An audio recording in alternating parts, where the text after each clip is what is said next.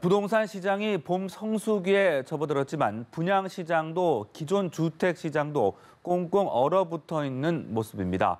9.13 부동산 대책 이후 팔고 싶어도 팔 수가 없고 사고 싶어도 살 수 없는 상황이 이어지고 있는 것인데요. 일부에선 시급한 경우 거래가 가능하도록 최소한의 숨통은 터줘야 한다는 목소리가 나옵니다. 곽준영 기자의 보도입니다. 3월 둘째 주 청약 접수에 나서는 분양단지는 전국에서 7곳, 모두 2,800여 가구로 1년 전과 비교하면 절반 가까이 줄었습니다.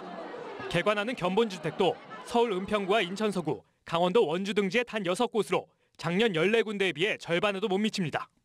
아파트 매매 가격이 떨어지다 보니까 수요자 입장에서 신규 분양가에 큰 매력을 느끼지 못하고 시장이 위축되다 보니까 건설사들도 분양 시기를 관망하고 신규 분양 시장보다 더 얼음장 같은 곳은 기존 주택 시장. 서울을 중심으로 부동산 시장이 위축되면서 지난달 서울 아파트 거래는 1,587건, 2월 거래량으로 치면 13년 만에 최저 수준입니다.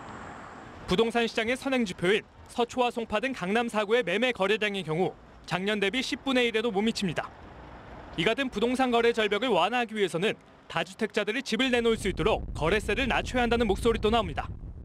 주택시장 거래 정상화를 위해서는 단기 보유자의 양도세는 강화시키더라도 중장기 보유 양도세에 대해서는 좀 완화시킬 필요가 있습니다. 결국 집을 팔려고 해도 세부담이 클 수밖에 없는 상황에서 다주택자들에게 퇴로를 열어주는 방식으로 부동산 시장에 숨통을 터주자는 얘기입니다.